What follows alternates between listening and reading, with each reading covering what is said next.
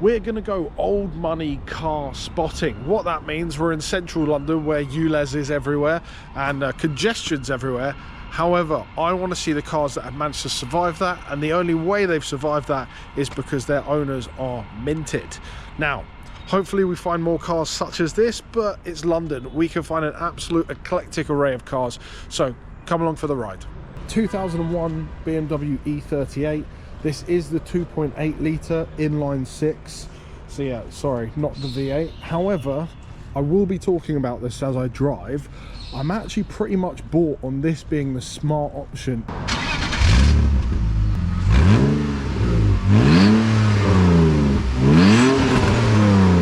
Incredibly posh around here. Yeah, Millionaires Row pretty much. So hopefully we're going to see some good cars. Let's see what we can find. Banging 2CV. Holy shit, there's loads of old money here. So this is a 2CV V6 special, and it has to have been restored because it's absolutely flawless.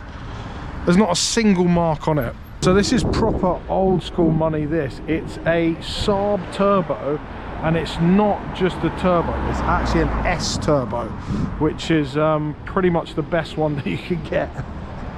It's definitely been sitting for a while because of the moss, but absolutely beautiful. And back in the day, if you were driving one of these, good chance you're an architect, an engineer, someone who basically had taste. You know, I was actually really dubious about the 2.8 before I drove this car, because I've only ever dealt with the V8 when I had mine, which was the 3.5 litre, and I just thought it wasn't going to be enough to move this barge around. Like, don't get me wrong, the 2.8 genuinely is probably one of the most iconic engines, one of them, that BMW ever built. But in this application, wasn't too sure. However, I'm not gonna lie, I've pretty much been won over. The 2.8 suits this car so well, and the reason why is because it's attached to this absolute slushmatic. I really do think this is probably one of the most usable classics that you can buy nowadays, because they were so well made. And some of you might disagree with that, but at the end of the day, these cars were a symbolism of status. These were for the CEOs, for the business owners. I mean, this was the first ever mobile office offered in a car, essentially. And guarantee, if you were selling stocks, if you were liquidating companies in the 90s, you were doing it from here.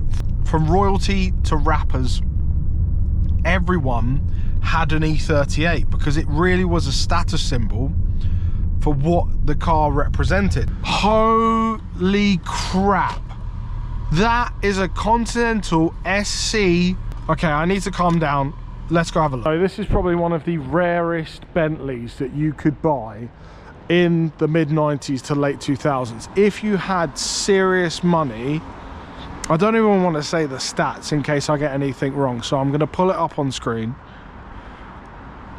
This is incredible. And on that interior as well, it's all brushed aluminum, it's all hand built. What a beautiful piece of machinery. Places like Belgrave Square, or these kind of upmarket areas of London, really show the timelessness of the BMW 7 Series, because you are surrounded by Ferraris, you are surrounded by modern AMGs, modern, oh, old money, right there, old money, ML Mercedes, big time. But the Bentley Bentegas, the Range Rover Defenders, all these kind of things, Maybach, all of them, they kind of really overshadowed by the complete effortless, timeless design of the E38 and cars of its period. Beautiful old school 280 SL here. Really nice bit of kit there with the matching hubcaps. Really nice. If you're finding yourself wanting to kind of avoid modern cars, just something with a little bit more soul, I genuinely don't think you can do any better than an E38 BMW as a daily. It's probably the most reliable in terms of 2.8 not the V8. Low maintenance, just a couple of suspension pieces here and there, and yeah, you'll be having a whale of a time. It's a classic that a lot of people appreciate as well, regardless if they're into cars or not. A lot of people understand that this is something special, and again, you just don't see them every day. Look, at the end of the day, they're not high performance cars. It's not a car that you're going to actively care if they're fast, because you're cruising. They are the perfect car to cruise, take to events, MPG round town. I mean, round London, you're gonna get 15 to max 20 MPG if you're lucky. But when it comes to motorway driving, 25 to 35 MPG. That has a really rare glass roof option. What a lovely, and it says SL 680. Bloody hell. You just keep seeing such incredible cars here. I haven't come here on some classics day, fancy bring out your car day. This is just London. This is just Pimlico, Knightsbridge, Belgrave. These are just these areas on a daily basis. So yeah, if you ever want to have a fun day out, literally bring yourself, bring your mates, bring your kids, and just go for a walk around these areas. Jump in a car and you will see these incredible automotive archaeological finds. Yeah, if you're a car pervert like me, basically, there's nowhere else to be.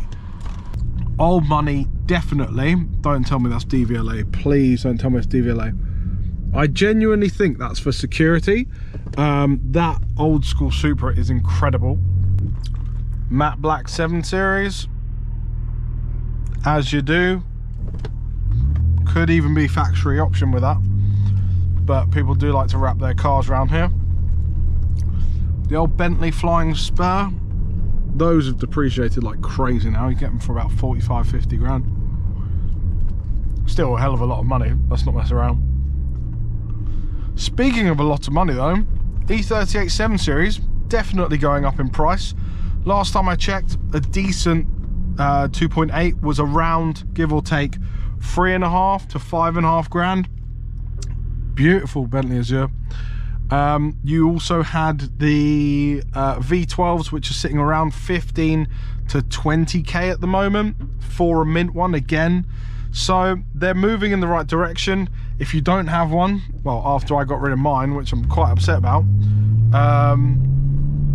yeah, you're missing out at the moment, because at the end of the day, these are one of the most iconic BMWs that were ever made. You can't deny that. If you think BMW 7 Series, you think this, you think E38, and there's not many cars that can kind of claim that, you know? I mean, if you think of ketchup, you think of Heinz. So this is the car equivalent of that for the big Bavarian business saloon of the 90s. To be fair, really nice. AC schnitzers, fake wheels though, shame. E46, yeah, pretty nice. Not too shabby. It's got the early 2000s carbon fangs that everyone really regretted around 2010, and they just started taking them off, instantly breaking their M3 bumpers and having to get them repaired. No way. This has to be the, watch out pigeons, this has to be the pinnacle of old money. No way. A Cadillac STS. That was literally the rival for this car. Well, I mean the BMW 5 Series. Wow, what a car. You do not see that every day. That is proper old money.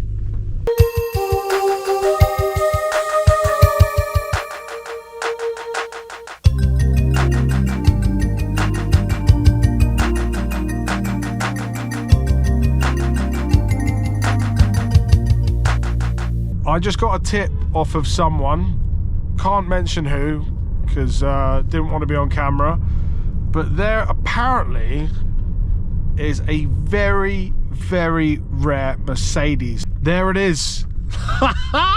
There it is. Of all the cars we've seen today, this is the jackpot of old money in London. Wow, that is a 300 TD turbo diesel. Now, some of you might be looking at this going, why are you so impressed? You do not realize this is from the mid 80s. To have a turbo diesel Mercedes, beige interior, left-hand drives, definitely imported. This was huge money back in the day. Dare I say more than an SL. I mean, just look at the chrome on it.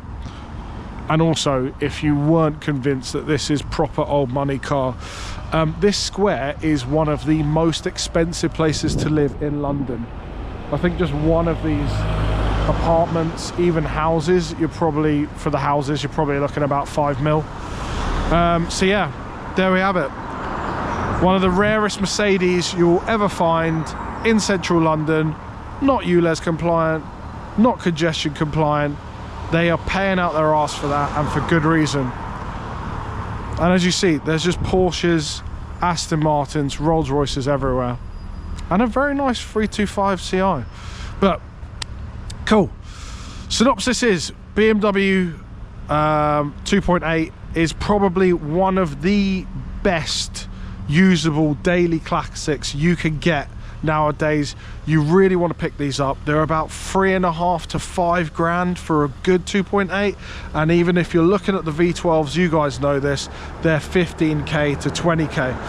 Either way, hope you've enjoyed this little drive around and trying to find some rare gems like this and the rest, and I'll catch you guys in the next one.